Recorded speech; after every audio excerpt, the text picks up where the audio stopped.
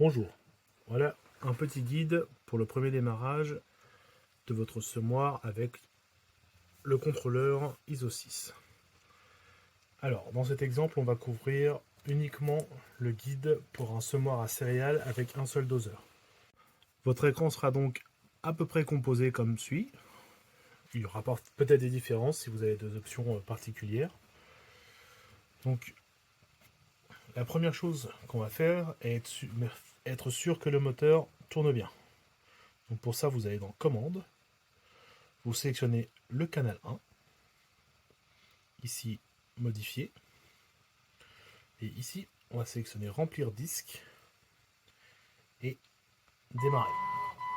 Donc là, votre moteur fera un tour, ou approximativement un tour, et là vous pouvez vérifier que le doseur tourne dans le bon sens pour être sûr de rien casser quand on le fera fonctionner définitivement. Si le semoir tourne dans le bon sens, aucun problème. S'il ne tourne pas dans le bon sens, il faut donc inverser le plus et le moins en faisant bien attention à inverser la diode au niveau du moteur s'il y en a une. Ensuite, si votre moteur tourne dans le bon sens, on va pouvoir étalonner la vanne. Alors, pour faire ça, le mieux c'est d'avoir le moteur du tracteur qui tourne, le doseur vide, sans graines dedans. Donc on rentre dans étalonnage vanne, et ici, on va faire démarrer. Il va donc faire son étalonnage. Je vais le lancer.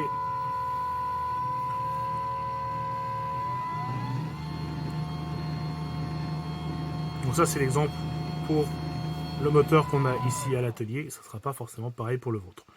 Il y aura donc 14 étapes, et à la fin de la 14e étape, ici, il sera marqué terminé. Une fois que c'est terminé, on peut appuyer sur le bouton retour, et normalement, le moteur est étalonné, il n'y a plus besoin de le faire. Ensuite, il va donc falloir étalonner votre produit. Donc vous remplissez la trémie et vous faites comme avec un semoir mécanique. Donc vous ouvrez le doseur, vous mettez un seau en dessous pour pouvoir peser la quantité de semences qui va tomber. Et ensuite, il faut étalonnage et pendage. On laisse la densité à 1. Donc vitesse du doseur cible, on peut laisser 22 tours par minute, c'est une bonne moyenne. Et le nombre de tours doseur. Donc plus le doseur fera de tours, plus ce sera précis. Une quinzaine de tours en général, c'est suffisant pour avoir quelque chose d'assez précis. Vous faites ensuite démarrer. Moi je vais en mettre un parce que sinon ça va être trop long. Vous me faites démarrer. Et à la fin, vous aurez quantité distribuée qui apparaîtra en clair. Vous mettez donc, vous pesez ce qui est tombé dans votre seau. On va mettre par exemple 1 kg. Et ici, vous verrez, il y a une petite disquette qui s'affiche pour enregistrer avec la nouvelle constante épandeur. La constante épandeur, c'est donc la valeur qu'il faudra réutiliser si jamais vous réutilisez la même semence et que vous en avez utilisé d'autres entre les deux. Donc, vous mettez enregistrer, retour, et ici, on voit bien que la constante épandeur a été mise à jour. Donc, si vous faites un autre produit et que vous voulez revenir à celui-là, vous pouvez juste sauvegarder là et mettre directement votre valeur ici. Si vous n'avez pas touché au doseur, évidemment.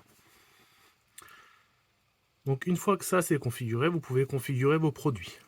En appuyant sur la petite maison, vous arrivez donc ici, et vos produits vont se trouver dans matière. Donc ici on voit qu'il y a un seul produit, et on peut en ajouter jusqu'à 16. Donc on met ajouter, une commande granulaire, ensuite vous sélectionnez la classe des produits, donc c'est de l'engrais, protection de culture ou semis. On va ajouter un semis qui apparaît ici.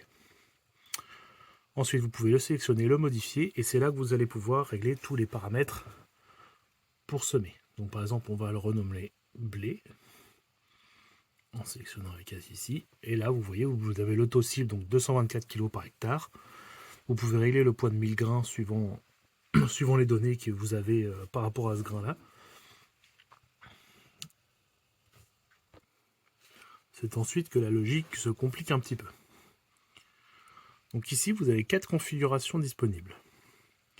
Parce que là, vous voyez par exemple que le grain numéro 1 qui est créé par défaut quand vous créez la machine, il y a le canal 1 dessus. Alors le canal 1, c'est celui dont vous avez besoin. Donc pour y affecter le blé, il faut donc aller dans la configuration, modifier.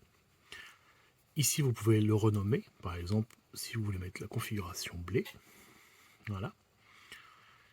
Vous devez sélectionner la classe de produit. Donc si c'est de l'engrais, protection de culture ou semis. Et ici, donc vous avez le canal 1. Et là, je peux choisir blé. Si je mets de l'engrais, par exemple, là, je ne peux pas choisir blé parce que c'est pas dans la bonne catégorie. Donc en semis, blé. Et là, vous voyez qu'il y a le canal 1 qui s'est affiché en dessous de blé. Maintenant, si je veux une autre configuration, avec par exemple le grain numéro 1, je peux modifier la config 2 avec le grain numéro 1. Et là, je peux sélectionner la config 2, l'activer, et ça changera automatiquement la catégorie de produit. Hop, je reviens sur le 1, sur le blé, je mets activer, et maintenant, je serai prêt à semer ce produit-là. Et c'est tout pour les produits. Et maintenant, vous êtes prêt à démarrer. Donc on revient sur la petite maison, l'écran de travail. Donc pareil, l'écran de travail ressemblera à peu près à ça, ça dépend des options que vous avez sur votre semoir, mais la base c'est ça. Et vous avez ici, on voit bien qu'il est en blé, avec 224 kg par hectare.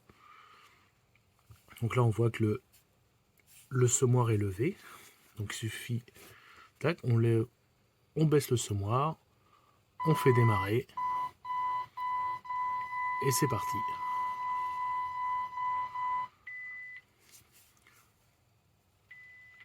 Voilà, alors ça c'est la configuration basique, et donc il y aura d'autres vidéos pour couvrir les autres points.